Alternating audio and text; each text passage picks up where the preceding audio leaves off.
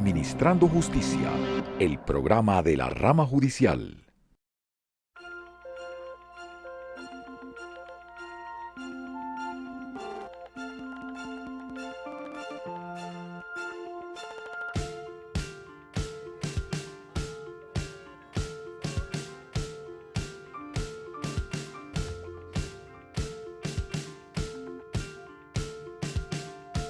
Bienvenidos al programa Administrando Justicia.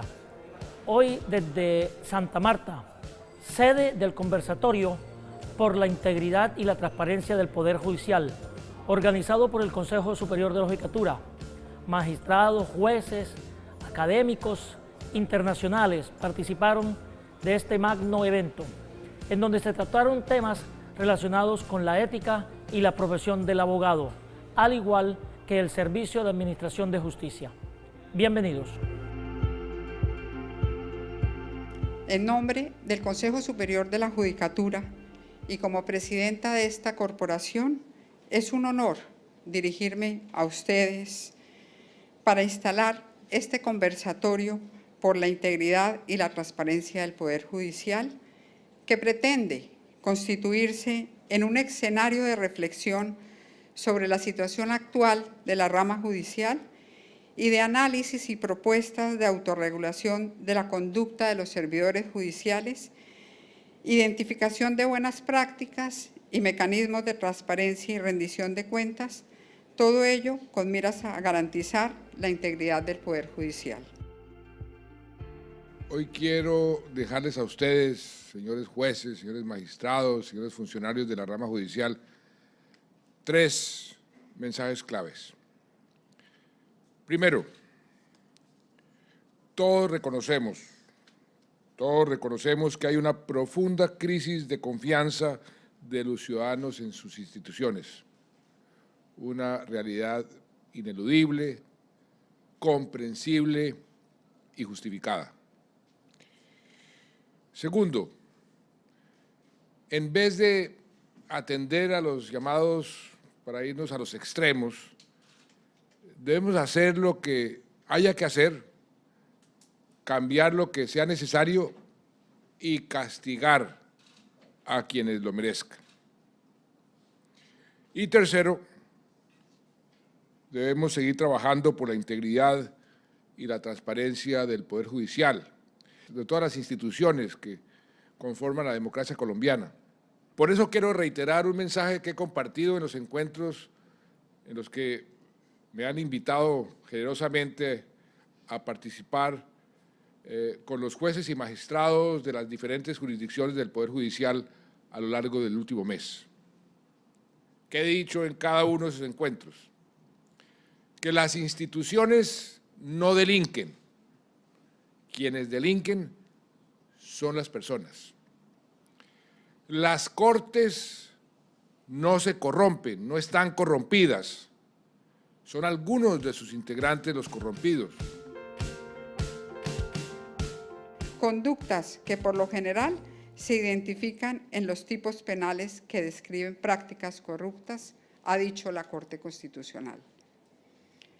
Las prácticas de corrupción son contrarias a los principios de igualdad, moralidad, eficacia, economía, celeridad, imparcialidad y publicidad, y se oponen a la realización efectiva y los debilita al punto que afectan gravemente el interés general.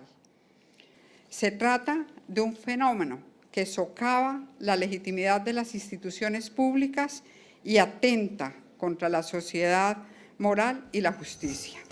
Es un conversatorio con una temática muy interesante, sobre todo para el momento que estamos atravesando como país y como servidores judiciales que también nos hemos visto afectados en cuanto a nuestra imagen.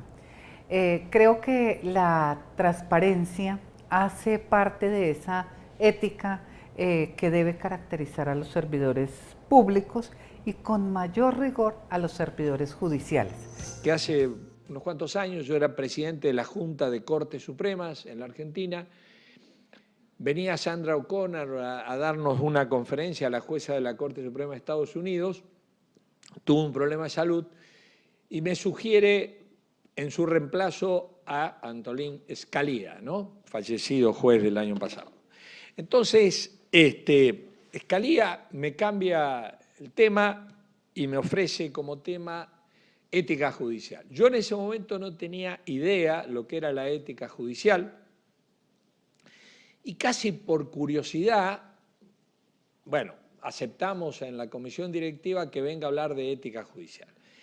La tesis que nos expuso Scalia básicamente fue esta: no se preocupen tanto por ser buenos jueces, sino por parecer, por convencer a la sociedad que son buenos.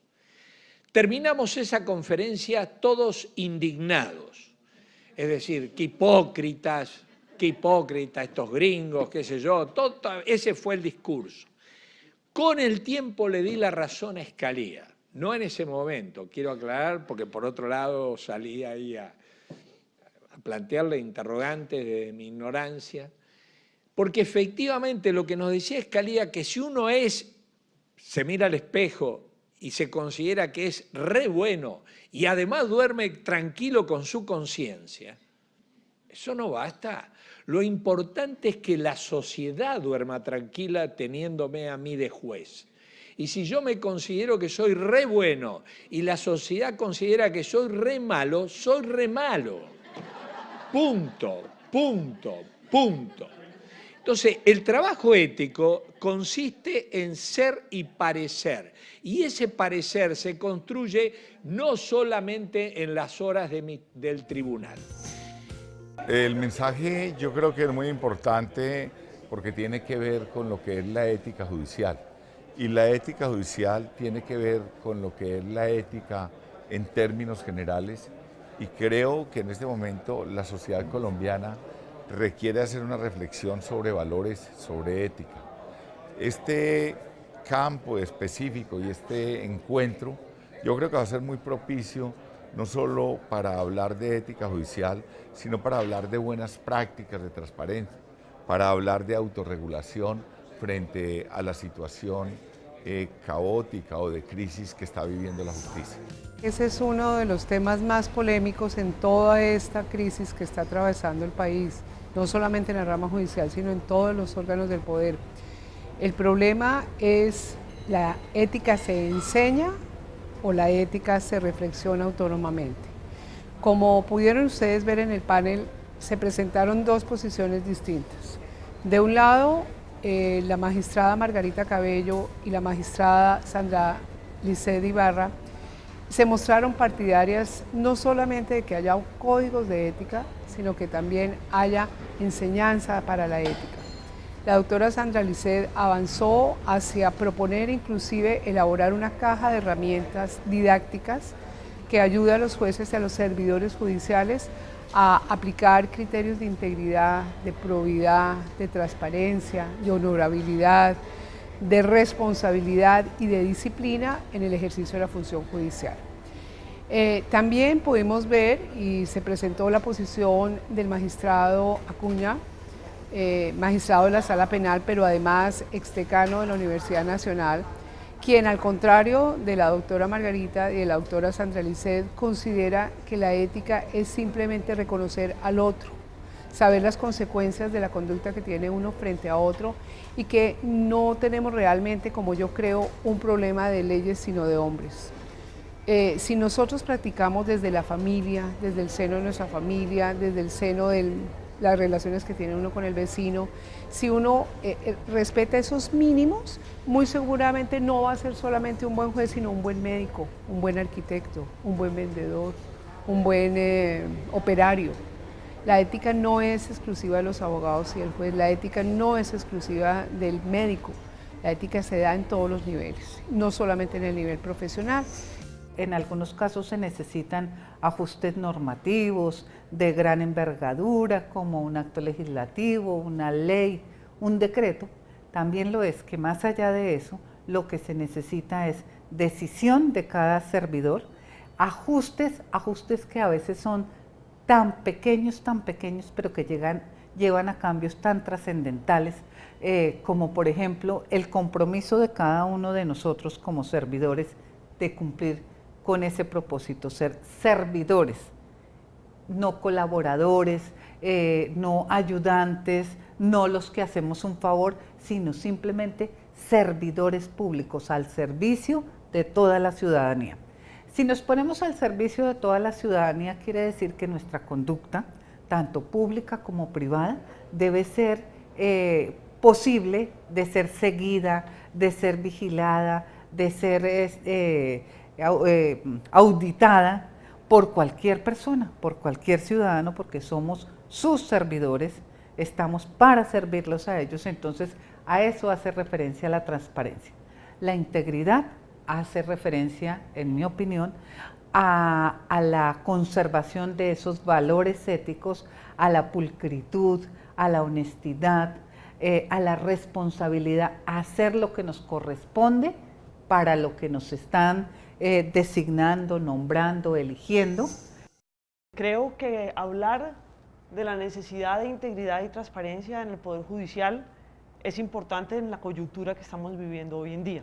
Hacer una reflexión sobre el tema, y no reflexión para apuntar gente y decir tú haces, tú no haces, sino la reflexión general sobre la importancia que tiene la rama judicial en el funcionamiento del Estado y la importancia de la transparencia en el gasto público de la rama judicial, en la toma de decisiones de la rama judicial, le afecta a todos los colombianos. Entonces yo creo que es un momento muy interesante, muy importante para que hagamos este tipo de reflexiones. Y ojalá ese tipo de reflexiones nos conduzcan a señalar caminos y pautas y para hacer la tarea. A mí me preocupa que nos rasgamos las vestiduras, pero no pensamos que donde hay seres humanos hay posibilidades de desviación. Y nosotros tenemos desde desviaciones facilísimas, simples, que puede que no afecten muchísimo a los demás, hasta desviaciones muy grandes, porque somos seres humanos. Y lo que creo que es importante es que entendamos por qué hay esas desviaciones y que pensemos en aplicar correctivos. Pero no desde el punto de vista de esto es un horror, esto no sirve para nada, sino los seres humanos y los grupos de seres humanos tienen conductas, hay individuos donde cometemos conductas que no están de la mano de la ley. Tenemos un problema de imperio de la ley, sin lugar a dudas. Entonces, pero antes de empezar a puntualizar y a rasgarnos las vestiduras, hagamos la tarea de mirar qué es lo que nos ocurre, por qué nos está pasando y apliquemos correctivos. Miremos cómo mejoramos. Existe entre nosotros un repudio moral a aquello que nunca debió acontecer en la rama judicial, porque no solo hiere el presente, sino que lastima nuestro futuro. Los magistrados y los políticos y los empresarios corruptos deben entender que asesinaron ellos mismos su propia dignidad y la vulneración de la sociedad civil. Escándalos recientes como Odebrecht, Refricar, los comedores escolares, Interbolsa, la situación de los niños en La Guajira, el cartel de los pañales, el carrusel de la contratación, Estraval, los papeles de Panamá, para no mencionar sino algunos, demuestran que no se trata de un fenómeno accidental y aislado, sino que estamos ante una problemática arraigada en la cultura, ya que pareciera existir una generalizada aceptación de comportamientos sociales que rayan en lo ilegal, afectando los principios y los valores morales más profundos de nuestra sociedad. Desafortunadamente, los escándalos de corrupción también han afectado la transparencia y la legitimidad de la rama judicial, situación que estremece a la Administración de Justicia, además de generar profunda indignación y consternación entre la ciudadanía en general y de manera particular entre quienes hacemos parte de la rama judicial. Y lo que hay detrás de todo esto es un poco la acumulación de una serie, digamos, como de patologías culturales en donde, por supuesto, la informalidad pudo llevar a la ilegalidad y la ilegalidad pudo llevar a la impunidad, y la impunidad social, por ejemplo, convirtió lamentablemente a quienes desempeñaban determinado tipo de conductas como en modelos para la sociedad. Nosotros hemos dicho que lo triste de toda esta crisis del país es que pareciera que ser pillo diera estatus en Colombia. Y eso es lamentable, que ser pillo paga, para decirlo de la manera muy clara. Nosotros llevamos 20 audiencias anticorrupción en la mayoría de los departamentos del país y cada vez uno más se da cuenta que realmente esa cultura del avivato, del que tenía la capacidad de evadir la ley, un poco relativizando siempre bienes jurídicos que eran clásicamente defendidos por la norma, pues se convirtieron en los héroes de la comunidad. El silencio cómplice, así yo no lo haga. Todo el mundo callaba, todo el mundo sabía lo que estaba ocurriendo y nadie decía nada. ¿Por qué? Porque primero la desconfianza en que realmente esas personas sean sancionadas. Si ocupan los más altos niveles de la administración, dicen son intocables, no les van a hacer nada, el sistema no funciona, yo no me arriesgo, tengo mucho que perder, él es muy poderoso, pues eso se tiene que acabar. Hemos demostrado que se puede hacer. El día en que se sancione al que realmente falla, ese día comenzamos a dar ejemplo, comenzamos a dar. Yo estoy convencido que lo primero es demostrar que sí existen controles, segundo, que sí puede haber sanciones efectivas y tercero, que las instituciones funcionan. Pero el porcentaje de los que, digamos, son corruptos no afecta a la institucionalidad, afecta a la imagen y por eso tenemos que actuar, pero no hace que la rama judicial no funcione. Y eso lo tenemos que pensar con juicio. Y yo creo que la reflexión sí tiene que hacer cómo hace la rama judicial para poder recuperar imagen y lograr que la gente confíe en la rama, entendiendo que estos casos generaron un impacto muy grande y muy nocivo y además desasosiego, como es que no hay cómo trabajar, no hay con quién trabajar, si se corrompió la sala, ¿ahora qué hacemos? Y es lógico que eso se produzca, entonces tenemos que entender muy bien el fenómeno y movernos rápidamente. ¿Qué hay que hacer? Es la gran pregunta que nos hacemos. Lo primero que yo diría es qué es lo que no tenemos que hacer. Caer en medio de la varaunda, de los cantos de sirena y de iniciar procesos que refunden el sistema judicial. Eso sería desconocer la institucionalidad de la justicia colombiana, que tiene valores muy fuertes, pero que además, como bien lo decía nuestra presidenta, tiene en la gran mayoría de sus servidores un testimonio de integralidad absoluta. Si avanzamos hoy en la Fiscalía, en las investigaciones por corrupción en el Poder Judicial, es gracias al cúmulo creciente de servidores que hoy llegan hasta nuestras fiscalías en Bogotá y en todas las seccionales a señalarnos casos de corrupción para que la justicia finalmente se depure. Son los jueces, magistrados y fiscales a lo largo del país quienes están generando todos estos procesos de investigación y a ellos les tenemos que deber todo nuestro agradecimiento. Aprendemos ética indudablemente en la familia, desde que nacemos, yo creo que inclusive desde el neonato, el niño el tener controles en que yo vivo en una sociedad en donde no solamente soy yo y son mis derechos, sino que son los derechos de los demás. En el día que yo aprenda el respeto, en que mi derecho, soy libre y soy autónomo, pero mi derecho va hasta donde va el derecho del otro, ese día vamos a nacer y muy seguramente se van a erradicar muchas de estas prácticas. La crisis es buena, la crisis nos lleva a pensar en todo esto. Estos 2 días en que hemos estado conversando lo hacen mucho pensar, inclusive reevaluarse hacia adentro. Tenemos que hacer algo y muy seguramente lo vamos a hacer.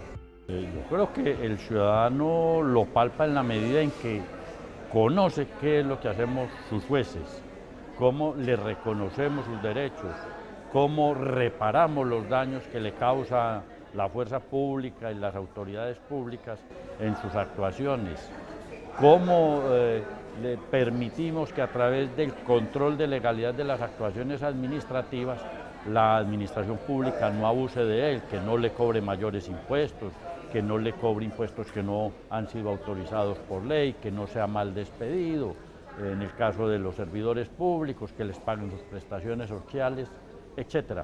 Fíjense ustedes que a través de esa actividad, a más de la actividad consultiva que ejerce el Consejo de Estado para el gobierno, se pueden mirar los beneficios que para el ciudadano trae la actividad del Consejo de Estado y en general de la jurisdicción contenciosa administrativa. Si el ciudadano conoce lo que nosotros hacemos y cómo lo hacemos, recuperará la confianza en sus jueces y se consolidará la democracia. No es posible hablar de una crisis generalizada en la rama o de una hecatombe judicial, como lo plantean algunos que promueven una reforma total a la justicia, ya que la inmensa mayoría de los servidores judiciales tienen una moral intachable y actúan en estricto cumplimiento de su misión constitucional y legal. Las culpas de unos pocos no pueden opacar la labor que adelantamos los servidores judiciales a lo largo y ancho del país, quienes reivindicamos la administración de justicia como expresión medular del carácter democrático y participativo del Estado y pilar fundamental del Estado social de derecho, no lo podemos aceptar.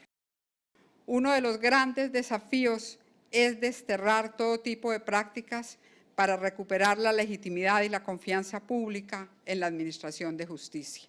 Que en el marco de la Comisión Interinstitucional de la Rama Judicial, conjuntamente con la Procuraduría General de la Nación, se identificó la necesidad de establecer una agenda de acción o ruta de trabajo por la integridad del Poder Judicial, a fin de revisar, entre otros temas, las medidas anticorrupción y las buenas prácticas a adoptarse en el sector justicia. Una estrategia de control y autorregulación de la conducta de los funcionarios y empleados judiciales, al tiempo que se impulsará una reforma que ataque los problemas que afectan a la rama judicial. Yo estoy convencido que de esta reunión sale un mensaje clarísimo, y es que el Poder Judicial es capaz, primero, de autorreformarse, segundo, de autorregularse y tercero, de autodisciplinarse, que me parece un mensaje fundamental para la ciudadanía. Yo estoy convencido que esta es la verdadera hora de la reforma de la justicia. Tantos intentos frustrados nos han llevado a lo que ha sucedido, pero el hecho de que este sea el ejercicio que se ha hecho con ustedes, con los magistrados, los jueces, los funcionarios del Poder Judicial, y que Colombia esté pensando en hacer por primera vez una reforma de cara a la ciudadanía con un propósito específico, y es que salgan de aquí esas propuestas de autorreforma, porque lo otro, en lo cual creo que estamos todos de acuerdo, que sería inaceptable, es tener una vocación suicida de que venga la guillotina de una constituyente impredecible y simplemente acabe con lo que hemos logrado desde 1991. Muchísimas gracias.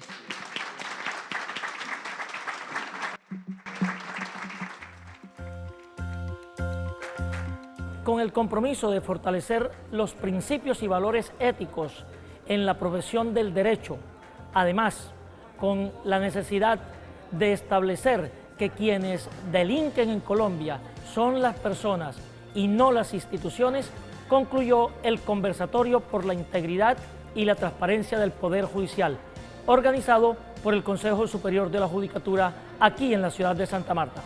Hasta una próxima oportunidad.